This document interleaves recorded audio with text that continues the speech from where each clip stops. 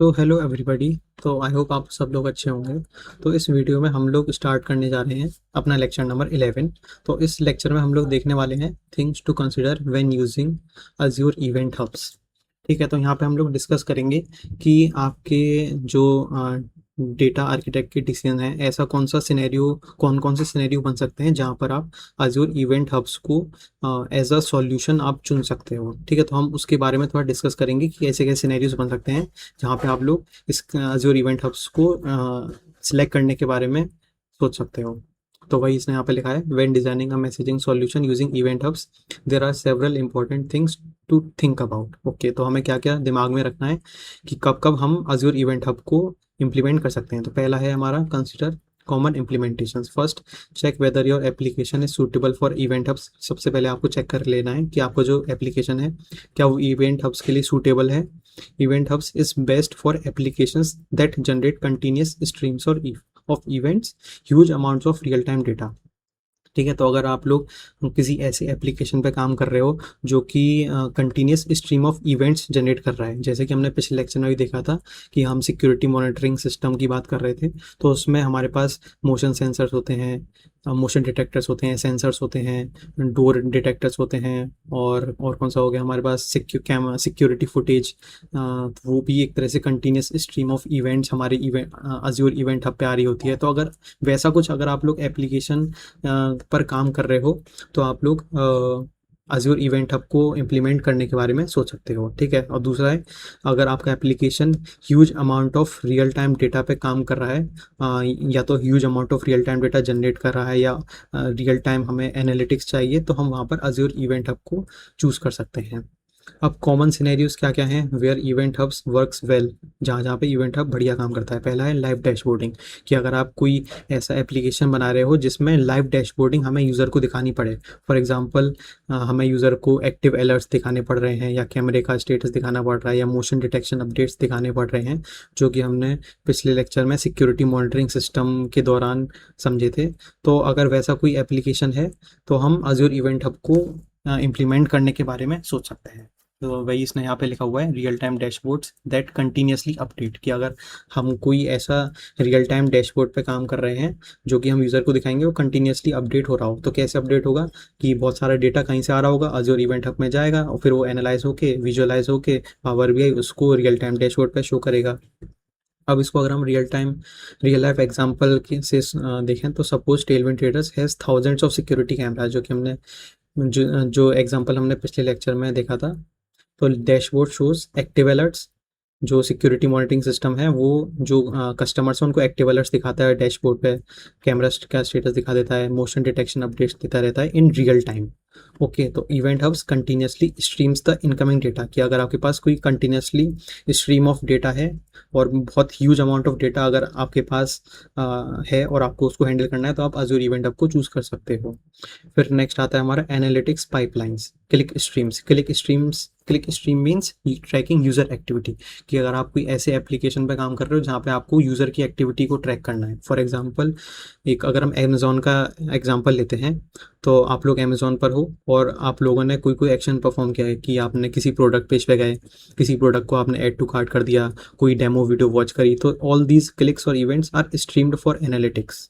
जो अमेज़ॉन है या फ्लिपकार्ट है वो आपकी यूज़र एक्टिविटी ट्रैक करती है, जिससे कि आपको उस हिसाब से सजेशंस दे सके। फॉर एग्जांपल, अगर आप लोगों ने कोई ये एक्सपीरियंस किया हो कि कोई आपने प्रोडक्ट ऐड टू कार्ट करके रख दिया लेकिन बाय ऑर्डर नहीं किया, उसको बाय पे क्लिक नहीं किया, ठीक है, तो अमेज़ॉन ऑटोमेटिकली आपको व्हाट्सएप पे मैसेज भेजती रहती है कि आपका जो ऑर्डर है वो आपके कार्ट में पड़ा हुआ है, आप उसको चेकआउट कर सकते हो, बाय कर सकते हो। ठीक है, तो ये कैसे कर पा रही है, क्योंकि वो आपकी पूरी यूज़र एक्टिविटी को ट्रैक कर रही है और फिर उसको एनालाइज कर रही है, और फिर उस एनालाइज से जो रिजल्ट निकल के आ रहा है उस पर कुछ कुछ टास्क परफॉर्म हो रहे हैं, जैसे व्हाट्सएप पर मैसेज भेजना। ठीक है, तो अगर हमें ऐसा कुछ सिनेरियो बनता है हमारे एप्लीकेशन के लिए, तो हम वहाँ पर अज्योर इवेंट हब को चूज़ कर सकते हैं। फिर नेक्स्ट क्या सिनेरियो बनता है कि फ्रॉड और anomaly detection, event hubs is useful for detecting unusual behaviour, कि अगर आप किसी ऐसे ऐप पर काम कर रहे हो जो कि डिटेक्ट करता है अनयूजुअल बिहेवियर, तो हम वहाँ पे अजूर इवेंट हब को चूज़ कर सकते हैं। फॉर एग्जांपल मतलब मोटा मोटा ये है कि अजूर इवेंट हब को वहाँ चूज़ करना है जहाँ पे बहुत सारे डेटा हमें हैंडल करना है, उसको एनालाइज करवाना है और उसको विजुअलाइज करवाना है, उसको उससे कुछ जो huge amount of real time data है उससे हमें कुछ रिजल्ट निकलवाना है। तो हम वहाँ पे अजूर इवेंट हब को चूज़ करते हैं। ये मोटा मोटा ये है हाई लेवल पे। जैसे कि हम यहाँ पे फ्रॉड और एनोमली डिटेक्शन की बात कर रहे थे, तो अगर मैं यहाँ पे एग्जांपल लूँ बैंकिंग एप्लीकेशन का, तो एक बैंकिंग एप्लीकेशन है जो कि नोटिस करती है कि एक यूज़र 5 कंट्री से लॉगिन कर रहा है विद इन 2 मिनट्स। तो ऐसा तो फिजिकली तो पॉसिबल है नहीं, तो यहाँ पे मतलब कुछ ना कुछ ये एक सस्पिशियस एक्टिविटी है, यहाँ पे कुछ ना कुछ फ्रॉड होने के चांसेस हैं। तो जो हमारा अजूर इवेंट हब होगा वो उसको रियल टाइम एनालिटिक्स यूज़ करके जो अज़ूर इवेंट हब है वो डिटेक्ट कर लेगा सस्पिशियस एक्टिविटी को और इमीडिएटली नोटिफाई कर देगा जो हमारे पास डेवलपर्स हैं या जो रिस्पॉन्सिबल मेंबर्स हैं उनको इमीडिएटली अलर्ट कर देगा। तो यहाँ पे हम अज़ूर इवेंट हब को चूज़ कर सकते हैं। फिर नेक्स्ट सिनेरियो क्या बनता है, रियल टाइम ट्रांजैक्शन प्रोसेसिंग, कि अगर हम कोई ऐसे एप्लीकेशन पे काम कर रहे हैं जहाँ पे हमें रियल टाइम ट्रांजैक्शन प्रोसेस करवाना है।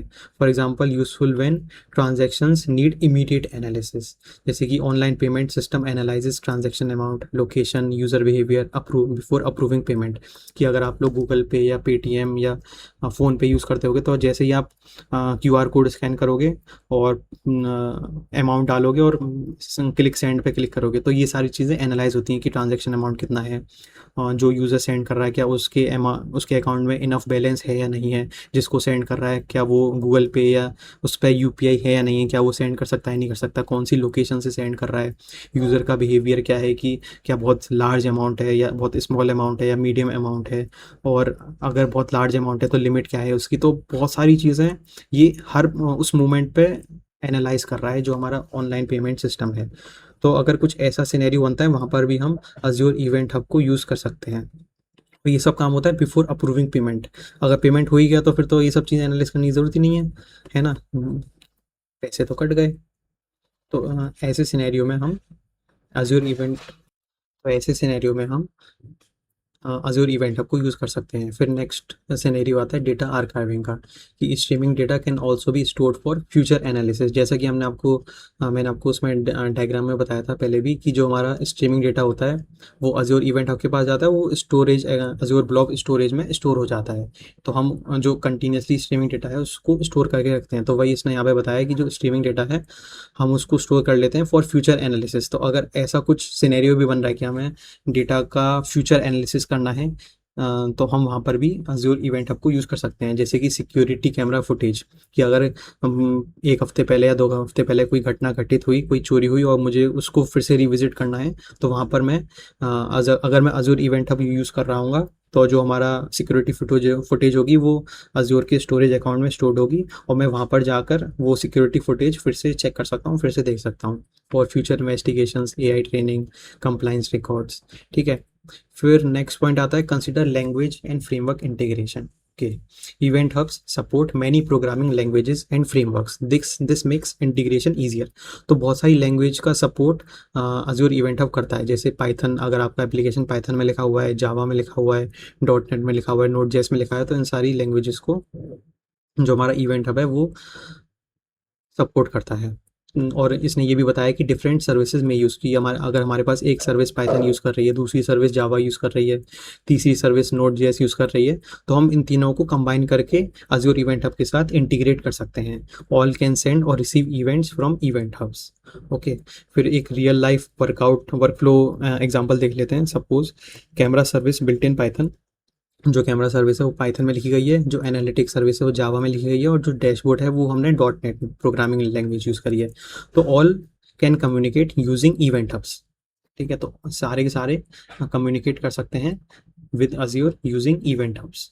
ओके, तो बहुत सारी प्रोग्रामिंग लैंग्वेज का सपोर्ट देती है। तो अगर आपका कोई एप्लीकेशन है ऐसे एप्लीकेशन पे आप काम कर रहे हो कि अलग अलग सर्विस अलग अलग प्रोग्रामिंग लैंग्वेजेस में लिखी हुई है, तो आप सिंपल सा अजूर इवेंट हब यूज़ कर सकते हो, कोई दिक्कत वाली बात नहीं है। फिर यहाँ पे आता है इम्पोर्टेंट पॉइंट कि अगर हम अजूर की कोई सर्विस यूज़ कर रहे हैं तो ऐसे तो है नहीं कि वो फ्री में यूज़ करने दे, पैसे तो चार्ज करेगा ही वो। तो यहाँ पे हमें प्राइसिंग के बारे में भी कंसिडर करना पड़ता है कि क्या प्राइसिंग है और वो हमारे बजट में बैठ रही है या नहीं बैठ रही है। एंड थ्रूपुट यूनिट्स, कि अगर हमारे पास ट्रैफिक कम है तो हमें क्या है, कौन सा वर्जन यूज़ करना चाहिए, कौन सा टियर यूज़ करना चाहिए। और अगर हमारे पास ट्रैफिक ज़्यादा है, बहुत सारे लोगों ने हमारा सिक्योरिटी मॉनिटरिंग सिस्टम खरीद रखा है, तो हमें कौन सा टियर यूज़ करना चाहिए। तो Azure event hubs scale using processing capacity. Azure event hub में हॉरिजॉन्टल स्केलिंग नहीं होती, वर्टिकल स्केलिंग होती है, कि हम उसकी जो प्रोसेसिंग कैपेसिटी है उसको बढ़ा करके उसको स्केल कर सकते हैं। फॉर एग्जांपल यहाँ पे सबसे पहले इसने स्टैंडर्ड टीयर की बात करी है, तो यहाँ पे जो बात होती है वो थ्रूपुट यूनिट्स में बात होती है। थ्रूपुट यूनिट्स मतलब कि 1 MB पर सेकेंड इनकमिंग डेटा है और 1000 इवेंट्स पर सेकेंड इनकमिंग डेटा है, या ऐसा कुछ हो सकता है 2 MB पर सेकेंड आउटगोइंग डेटा और 4096 इवेंट्स पर सेकेंड। तो ये तो इनकमिंग डेटा हो गया कि इस थ्रूपुट से डेटा अजूर इवेंट हब के अंदर आ सकता है। और ये जो थ्रूपुट दे रखा है, ये दे रखा है कि इस थ्रूपुट से इवेंट हब दूसरे किसी सर्विस को डेटा आउटसोर्स कर सकता है, तो उसकी स्पीड दे रखी है यहाँ पे। तो अगर हमारे पास 500 होम्स हैं जो कि सेंसर डेटा को सेंड कर रहे हैं हमारी एप्लीकेशन पे, सिक्योरिटी मॉनिटरिंग सिस्टम एप्लीकेशन पे, तो स्टैंडर्ड टियर उसके लिए हमारे पास हमारा इनफ होगा, ठीक है। लेकिन अगर अगर हम बहुत सारे हमारे पास होम्स हैं फॉर एग्जांपल, तो वहाँ पे हमें प्रीमियम टियर यूज़ करना पड़ेगा। यहाँ पे प्रोसेसिंग यूनिट्स में बात होती है, यहाँ पे थ्रूपुट यूनिट्स में बात हो रही थी। Processing units provides higher performance resource iso, जो प्रीमियम टियर है वो क्या क्या प्रोवाइड करता है, हायर परफॉर्मेंस प्रोवाइड करता है, रिसोर्स आइसोलेशन प्रोवाइड करता है, 90 डे रिटेंशन पॉलिसी है इसकी, डायनेमिक स्केलिंग आप कर सकते हो, जियो एप्लीकेशन कर सकते हो, कस्टमर मैनेज एनक्रिप्शन कीज़ है। अगर आप लोगों को कस्टमर मैनेज एनक्रिप्शन कीज़ के बारे में पता है तो बहुत अच्छी बात है, लेकिन नहीं पता तो आप लोग सर्च कर सकते हो कि काफ़ी इंटरेस्टिंग कॉन्सेप्ट है कस्टमर मैनेज एनक्रिप्शन कीज़ की। जो कस्टमर होता है उसी के पास कीज़ रहती हैं और बिना उस कीज़ के कोई भी डेटा अवेलेबल नहीं होता, not even to Azure, not even to cloud service providers. मतलब ऐसा क्लाउड सर्विस प्रोवाइडर्स कहते हैं। अब बैकएंड में इंटरनली वो उसको एक्सेस कर पा रहे हैं नहीं कर पा रहे वो अलग बात है, लेकिन कहते तो यही है कि अगर कस्टमर मैनेज एनक्रिप्शन कीज़ आप लोग यूज़ कर रहे हो तो जो कि यूज़र के पास है उसके बिना जो डेटा है वो जिब्रिश फॉर्म में ही रहेगा, वो अवेलेबल ही नहीं होगा, ठीक है। तो आप लोग इसके बारे में थोड़ा रिसर्च करना। तो जो हमारे पास प्रीमियम टियर है वो ये सारी बेनिफिट्स हमें प्रोवाइड करता है, okay. Example suppose nation wide smart city surveillance system हमें लगाना है, तो उस केस में हम प्रीमियम टियर वाला जो पॉलिसी है वाला जो इनका पैकेज है वो ले सकते हैं अज्योर का। Millions of camera events continuously, premium tier में भी रिक्वायर्ड। तो अगर आपके पास मिलियंस ऑफ कैमराज हैं तो देख पा रहे हो कि अज्योर ने अपना सिस्टम इस तरह का बनाया है कि अगर आप मिलियंस ऑफ हाउस होल्ड को यहाँ पे अगर आपके जो कस्टमर है वो मिलियंस ऑफ हाउस होल्ड्स हैं तो आप उनको भी टेक केयर कर सकते हो, बस आपको थोड़े पैसे ज़्यादा देने पड़ेंगे प्रीमियम टियर के लिए, ओके। तो प्रीमियम टियर में भी रिक्वायर्ड। अब यहाँ पे दो तरह के मॉडल्स आते हैं, एक तो पुल मॉडल और एक पुश मॉडल। सबसे पहले यहाँ पे पुल मॉडल के बेनिफिट्स की बात कर लेते हैं। जैसा कि मैंने आपको पहले बताया था कि जो अज्योर इवेंट है वो पुल मॉडल यूज़ करता है कि जो स्ट्रीमिंग डेटा है वो पुश नहीं कर रहा है अपने स्ट्रीमिंग डेटा, अपने जो इवेंट है अपना जो डेटा है, अज्योर इवेंट हब क्या कर रहा है कि स्ट्रीमिंग डेटा से पुल कर ले रहा है, Azure blob storage Azure event hub से इवेंट्स को पुल कर ले रहा है, ठीक है। तो यहाँ पे पुल मॉडल यूज़ होता है। तो वही इसने कहा है कि event hubs uses pull model, consumers decide when to read data. यहाँ पे कंज्यूमर हमारा है Azure blob storage Azure stream analytics. तो ये कंज्यूमर है कि इन्हें डेटा कब रीड करना है, जब कब रीड करेंगे, जब सर्विस ऑनलाइन होगी, जब सर्विस अवेलेबल होगी तभी रीड करेंगे। तो messages stay available even after being read, ठीक है। तो आगे चलते हैं, रियल लाइफ वर्कफ्लो एग्जांपल देख लेते हैं कि सपोज कैमरा इवेंट हैपेंड। तो कैमरा इवेंट क्या है कि मोशन डिटेक्ट हुआ। अब मोशन डिटेक्ट ये जो इवेंट है इसको एनालिटिक्स सर्विस ने भी रीड किया, सिक्योरिटी डैशबोर्ड ने भी रीड किया, एआई थ्रेट डिटेक्शन ने भी रीड किया, और and all can independently read the same event. ये बात हमने पिछले लेक्चर में भी कर ली थी कि सारी सारी जो कंज्यूमर्स होते हैं वो इंडिपेंडेंटली काम करते हैं। इंपॉर्टेंट बेनिफिट क्या है कि reading a message does not remove it immediately, other consumers can still access it. कि अगर जिस स्ट्रीम के थ्रू हमारे इवेंट्स आ रहे हैं, मैसेजेस आ रहे हैं, तो अगर एक सर्विस ने उसको रीड कर लिया है, वो उसको पुल कर लिया है, तो वहाँ से हटती नहीं है वो। और अदर कंज्यूमर्स उसको फिर से एक्सेस कर सकते हैं। अगर आप लोगों को अज़ूर सर्विस बस याद होगी, तो वहाँ पे अगर कोई सर्विस मैसेज को उठा ले रही थी तो वो वहाँ से रिमूव हो जा रहा था, ठीक है। और अगर उठा के वो एक्सेस प्रोसेस कर पा रही है तो ठीक है, लेकिन अगर प्रोसेस नहीं कर रही है तो वो अज़ूर सर्विस बस में फिर से वो मैसेज आ जाते थे, अगर आप लोग को याद हो तो। अब यहाँ पे मैसेज फेलियर की बात कर लेते हैं कि ऐसा भी तो हो सकता है कि हमारे पास सर्विस डाउन है या मैसेज पहुँचा ही नहीं हमारा। तो Azure event hub does not automatically handle failed message processing, ठीक है। तो आपको अपने एप्लीकेशन, अपने कोड में ही कुछ इस तरह से कोड लिखना पड़ेगा कि आप एरर हैंडलिंग कर पा रहे हो, ठीक है। तो ये चीज़ भी हमने पिछले लेक्चर में देख ली थी। Example, suppose analytics system aspects Jason data. जो एनालिटिक्स सिस्टम है वो जेसन डेटा एक्सपेक्ट कर रहा है, सपोज करते हैं, बट उसको कुछ इनकरेक्ट फॉर्मेट चला गया उस पर, ठीक है। तो यहाँ पे जो एनालिटिक्स सर्विस है वो क्रैश कर जाएगी, वो ऑटोमेटिकली फिर वो ऑनलाइन नहीं आ पाएगी। आपको कुछ कुछ इस तरह से कोड में चेंज करना पड़ेगा कि आप जेसन डेटा को उसके करेक्ट फॉर्मेट में कन्वर्ट करो और फिर उसके बाद ही एनालिटिक्स सर्विस को दो। ऐसा नहीं होगा कि वो ऑटोमेटिकली जेसन डेटा को करेक्ट फॉर्मेट में कन्वर्ट कर दे रही है, ऐसा नहीं होगा, ठीक है। तो event hubs does not detect or fix this automatically, message remains until expiration, TTL time to live. Developers must handle such failures manually. फिर अगला पॉइंट आता है, कंसिडर डेटा स्ट्रीम एक्सेस। कि Azure event hubs store events in order based on arrival time, ठीक है। तो ये भी हमने पिछले लेक्चर में देख लिया था कि जैसे जैसे इवेंट्स आते जाते हैं वो सीक्वेंस में स्टोर होते जाते हैं। Consumers can read events using time offsets, कि अगर हमें किसी पर्टिकुलर टाइम का इवेंट चाहिए, किसी पर्टिकुलर टाइम इंटरवल के बीच का इवेंट चाहिए, तो हम जो कंज्यूमर है वो उस पर्टिकुलर टाइम इंटरवल के बीच के इवेंट्स को पुल कर सकता है जो हमारी डेटा स्ट्रीम है वहाँ से। और वही यहाँ पे बताया कि कन एक ऑर्डर में आती है यहाँ पे कि अगर 10:10 पे कोई इवेंट हुआ है तो पहले वो आएगा, फिर 10:11 पे आएगा, फिर 10:11 वाला इवेंट आएगा, फिर 10:12 वाला इवेंट आएगा। तो कुछ इस तरह से यहाँ पे काम होता है। रियल लाइफ वर्कफ्लो देख लेते हैं कि security team investigates what happened between 1 PM and 1:10 PM. Consumers can move through stream and read events from that exact time window, ठीक है। तो कंज्यूमर जो हैं कि अज्योर इवेंट हब हो गया, अज्योर ब्लॉक स्टोरेज, ये जो कंज्यूमर हैं ये they can move through stream and read events from that exact time window, कि एक से 10 मिनट के दौरान क्या हुआ था, और वही उस डेटा को फिर यूज़र को प्रोवाइड कर देते हैं। फिर लास्ट में हमारा एक समरी इसने दे दी है कि when using Azure event hubs think about common implementations, कि best for large real time system. अगर आप कोई large real time streaming system जैसा कुछ बनाने का सोच रहे हो तो वहाँ पे अज्योर इवेंट हब को यूज़ कर सकते हो। लैंग्वेज इंटीग्रेशन, अगर आपका एप्लीकेशन मल्टीपल लैंग्वेजेस और फ्रेमवर्क्स यूज़ कर रहा है तो वहाँ पे अज्योर इवेंट हब को चूज़ कर सकते हो। प्राइस एंड थ्रूपुट, कि स्केल यूजिंग TUs और PUs, कि आपका जिस तरह का यूज़ केस है, आपको स्टैंडर्ड टियर लेना है या फिर प्रीमियम टियर लेना है। पुल मॉडल, अगर आपको पुल मॉडल लगाना है कि कंज्यूमर ऑटोमेटिकली डेटा को रीड कर पाएँ, उन्हें पुश करने की ज़रूरत ना पड़े, तो वहाँ पे हम अज्योर इवेंट हब को यूज़ कर सकते हैं। मैसेज फेलियर्स, कि no automatic failed message handling, तो ये तो आपको अपने कोड में खुद ही हैंडल करना पड़ेगा। Stream access, events readable by time offsets. तो जैसे जैसे हमारे पास जो इवेंट्स हैं वो ऑर्डर में आते हैं, सीक्वेंस में आते हैं, और आप अगर किसी पर्टिकुलर इंटरवल ऑफ टाइम का डेटा चाहिए तो आप निकाल सकते हो, ठीक है। तो ये तो बात हो गई हमारी कि कब कब हम अज्योर इवेंट हब को हम कब कब इम्प्लीमेंट करने का सोच सकते हैं, ठीक है। तो आई होप आप लोगों को ये लेक्चर अच्छा लगा होगा।